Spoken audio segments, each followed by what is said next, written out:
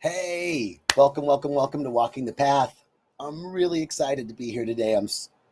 I love doing this, right? I really like doing it. So I'm having a good time. Excuse me. I hope you are too. I'm so excited to share with you today a little bit about rythmia, and our talk today is integration is the path. So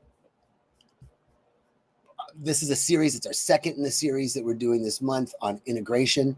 And today's talk, I'll give you a little context. Uh, the theme of April is integration is the path. Breakthrough is beautiful, but integration is what makes it real. And, you know, I've had the great privilege of being at Rythmia for the last 8 years and supporting integration at the Rythmia Life Advancement Center. And Rythmia is not just a place for ceremony. It's really a place where people remember their soul, right? They come back together with their soul and then begin the sacred work of weaving that remembrance into daily life. And that's integration. And that's what we're talking about today. So it's perfect. Okay, let's come back. Hey, walking the path. Happy day, happy life, happy journey. So after you've had a breakthrough, let's talk about integration and the trap of performative healing. Okay, dig me on this. After we've had a breakthrough, it's really easy for the ego to hijack our integration process. So what are some signs? And that's performance, right? Performance versus practice. And it's an easy trap to fall into. So what are some common signs of performance over practice? Well, okay, so I can notice myself. Where have I done that? Posting deep captions, but not actually living them, right? There's a little bit of out of alignment there. Shaming myself for having bad days. That's another way that the ego can jump in and hijack our integration. When we start shaming ourselves for having bad days or emotional, quote, regressions or contractions, right? That we're supposed to be something else. We're supposed to be more evolved, or instead of just right where we are, right? That's another sign, a common sign of performance over practice. Another thing that I've noticed in myself is hiding struggles, right? Hiding struggles because I feel like, I should have known better by now. I thought I healed that already. What I find, especially in facilitating classes and workshops, is that people really appreciate when I'm vulnerable and say, man, this is what I'm going through right now. And it's not something that I want to post on my highlight reel, right? That I'm feeling envious and jealous of people, or, those kind of things. But those are the real things. I don't think people are looking for spiritual gurus anymore. They're looking for people who you can relate to and are going through the same things and how we're working through them together. So hiding my struggle is a sign of like, I'm supposed to be some teacher and I should be through this already, and I don't want people to know I'm going through that. Actually, what I've found is that there's no I should have known better by now. It's this is where I am right now, and being honest about it is actually the way that we begin to integrate. Another common sign is judging others who are where I used to be, right? It's so easy to be like, oh God, I just can't even stand that, right? But it's like, let me have some compassion for other people who are where I used to be, And another thing I've noticed in myself, let me know if, put it in the chat, comment, if you notice any of these things in yourself, this trap of performative healing, when the ego tries to hijack our integration. Another common sign that I noticed that I'm in performance over practice is when I try to show or try to show my worth of how spiritual or productive or healed I may appear to be. That my worth is my worth and my value is based on how spiritual or productive or healed or in practice I am, right?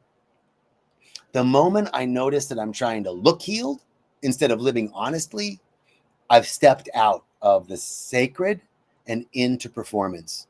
So ways to practice this awareness, right? How do I now? Okay, so if you identify with any of those things, posting deep captions that I'm not actually living, shaming myself for having bad days or emotional regressions or contractions, hiding my struggles because I think I should have known better, or people think I should be more evolved than this, or judging others who are where I used to be, or having my worth, tying my worth to how spiritual or productive or healed I appear to be, right? Those are all common signs. So when I notice those things, when any of those things come up, I notice, am I trying to look like I have it all together right now, or actually be with what's here?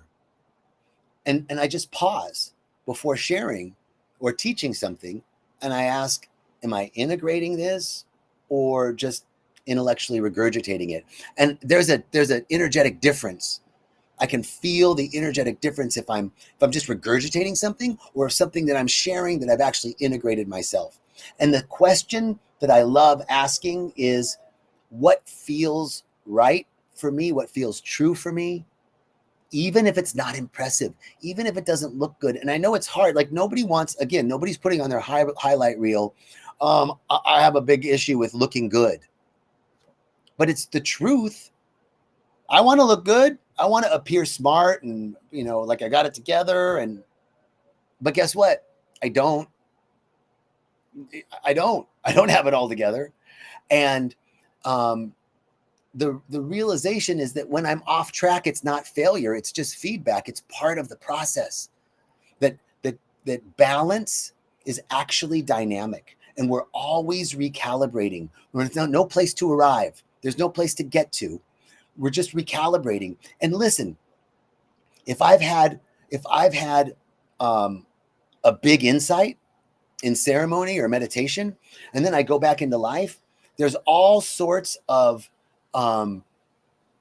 factors that can blow me off course, and I have to constantly adjust, right? Life is throwing all sorts of stuff, and people are coming to my lives, and I'm feeling all sorts of ways. All these pieces are coming in, and it's a constant balancing. It's a constant readjustment. Think about, if you're spinning a plate and the plate's perfectly aligned, and then you add something on one end, it's going to get wobbly and you have to adjust, right? This is part of integration. This is part of honoring the truth that I'm allowed to wobble, I'm allowed to adjust, I'm allowed to return, I'm allowed to get off course. In fact, getting off course and getting back on course is part of the process. That's actually part of the dynamic activity of balance. Balance is not a fixed point. Balance is not a place that I arrive at and it's always the same. Balance is constantly changing. It's dynamic. New experiences are coming in, thoughts are coming in, external circumstances and conditions, people come into my life, circumstances and conditions happen. I have to adjust all the time. And if I notice that I'm getting off course, that's actually like, can I acknowledge myself for noticing that I'm off course? Hey, everybody, I'm seeing people come in and post, hello, hi, Greg, hi, Leslie, hi, Meg, hi, everybody. So you're allowed to wobble. I'm allowed to wobble. I'm allowed to get off course, and being off course, acknowledging myself. I acknowledge myself for noticing that I'm off course. That's part of the process. And course correcting is part of the process. So this is the practice. That's actually integration, not having it all together. So that was like the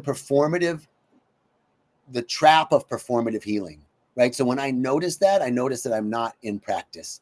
Hey, wobbly sister, weebles wobble, but they don't fall down, girl. Okay, so so the next thing I want to talk about are the 3 pillars of real integration. Hey, Shelly, 3 pillars of real integration. The first is presence over polish.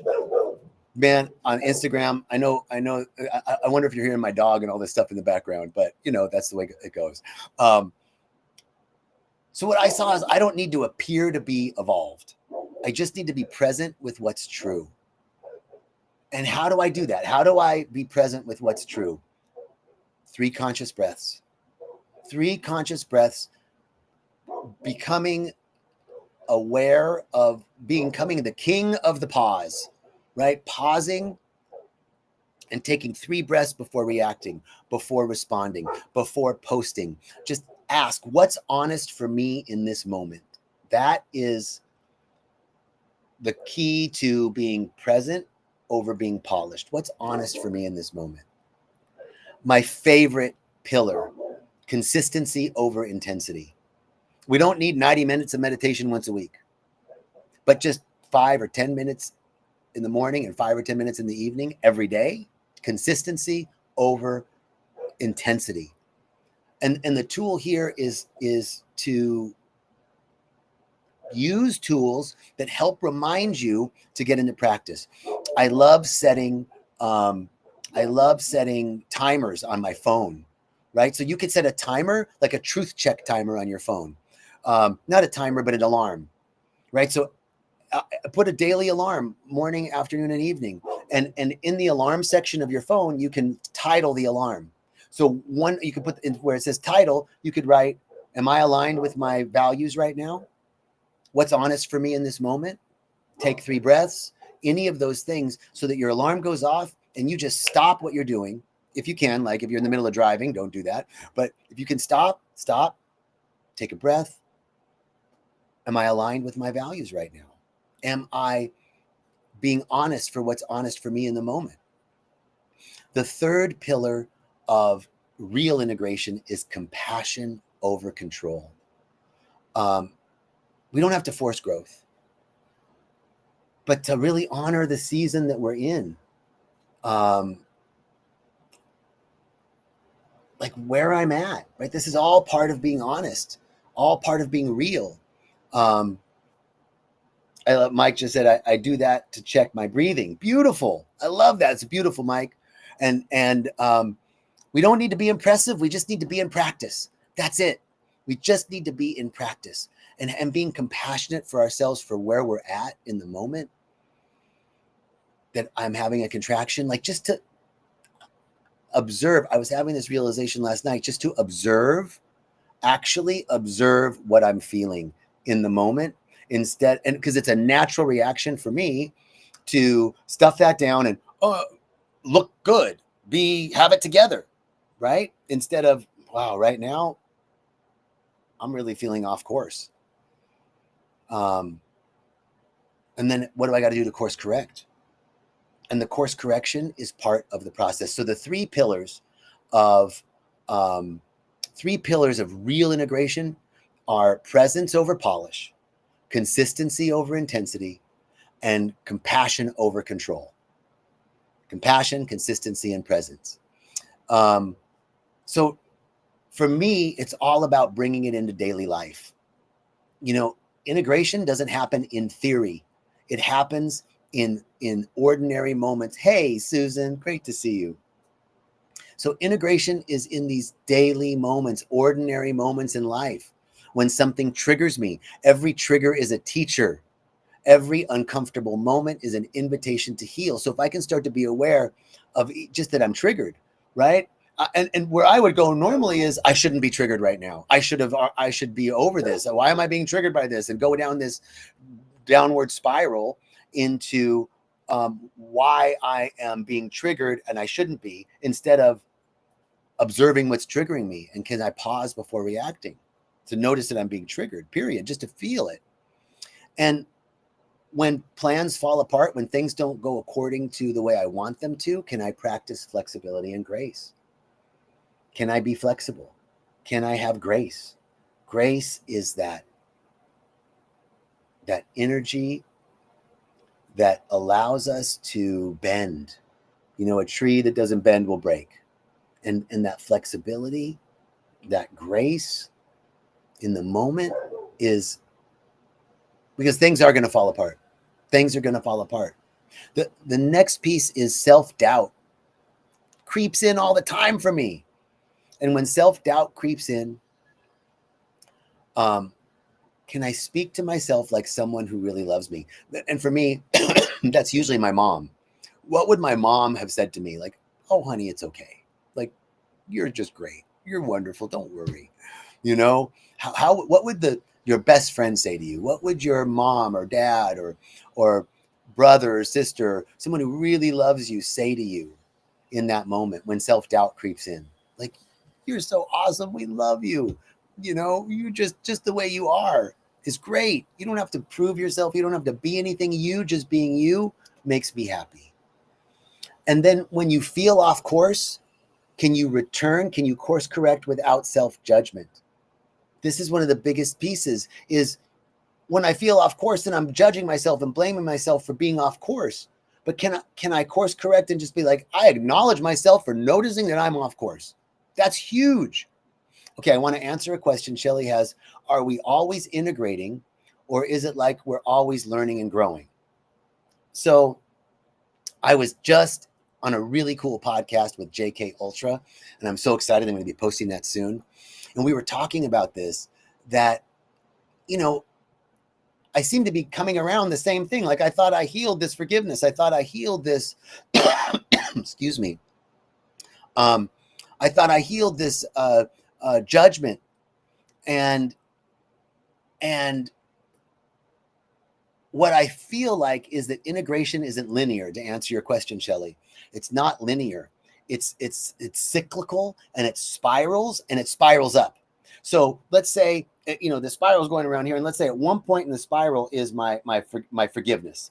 Now I healed forgiveness here, and I feel like, oh, it's good. Now something else comes around and it triggers this forgiveness, but I'm at a higher level, but I'm working on the same thing, but from a different level. And it feels like, oh fuck, I'm here again. Damn it.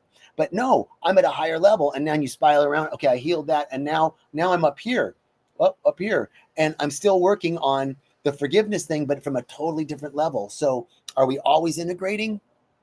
I feel like it's not linear, that it's cyclical, and it spirals, and we're always integrating a different, higher aspect of that thing that we're working on. And then eventually it becomes embodied, Shelly. Eventually it becomes embodied, and now we're on a new thing. Now there's something else to integrate, a new insight, because as a spiritual person, we're always connecting with source through meditation. Like, plant medicine ceremonies are important, but that's part of it. But you have to come out of ceremony. And meditation and breath work are key foundational practices to integration. And so as I'm constantly integrating, I'm getting new insights, and seeing inspired action I can take based on those insights for my growth. So always learning and growing, integrating higher levels of the thing that we're working on. Eventually it becomes embodied, but we're always incorporating new pieces. So the daily integration loop, like bringing this into daily practice: pause, presence, practice. The 3 P's: pause, presence, practice. Just one breath to come back. Just one breath. Just pause for a moment. What's one small step I can take from here? What's one small step I can take from here? And what's actually happening for me right now? So the breath is to pause. Presence, what's happening for me? To be present is to actually, like, what am I actually feeling, and to allow it. The balloons came up. I don't know why, but let's celebrate. And then the practice is, what's one small step I can take from here? Presence, pause, presence, practice. Three keys to breaking the loop and integrating. And then one way is this daily ritual of a reminder. We were talking about setting alarms. So maybe set an alarm for the morning that says, how can I live what I know today? How can I live what I know today? Maybe in the afternoon, what's one thing I can do differently that reflects my growth? What's one thing that I can do differently that reflects my growth? And then in the evening, where did I return to my truth today? Even for a moment. Like, we want to, in the evening, we want to assess the day. In the morning, we want to set the trajectory for the day, and we want to do a midday check-in. Morning, how can I live what I know? How can I live my truth? How can I be in integrity today? How can I serve today? In the afternoon, midday, what's one thing I can do differently that reflects the growth? And in the evening, where did I return to my truth today? Where did I live in integrity? Can I just review? So returning is the practice. Getting off course and returning, getting off course and returning, getting off course and returning. That's the practice. Losing balance, getting off course isn't failure, it's feedback. And the spiritual path, like we were just talking about with Shelley, is not a straight line, it's a spiral, and it deepens with each return. So I think the key points of this talk are like to just reassure that you're walking the real path. You are walking the real path.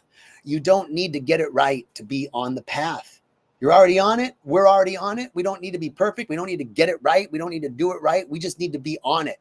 Bring our pause, our presence, and our practice every day, little by little, inching forward every day. We don't need to make giant steps. Consistency over intensity, inching forward every day. I don't need to perform my healing. I just return, I live it, I trust it. I return to it, I live it, I trust it.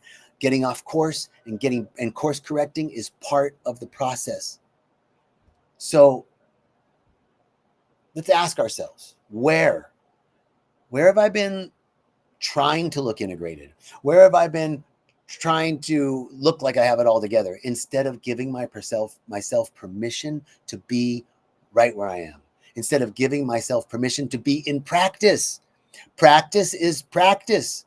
Sometimes I'm good. Sometimes I get it. So I fulfill my commitment. Sometimes I don't. Sometimes I'm on course. Sometimes I'm off course. But what would it look like if I just accepted where I was at and knowing that being off course is part of the process, that practice is getting off course and coming back, getting off course, returning, over and over again. Okay, so that's my talk for today. Next week, we'll be doing Integration is the Path number 3. I'm excited. I'm also getting to sit in for Jerry on his Tuesday talk. So I'll be doing Jerry's talk, and I'm calling that series Living the Miracle. So we'll be doing Living the Miracle next Tuesday at 11:30, 10:30 Pacific, 11:30 Mountain, 1:30 Eastern, and then next Thursday for Walking the Path. Thank you. So great to be with you all. Peace and blessings, and I'll see you soon. Ciao, ciao.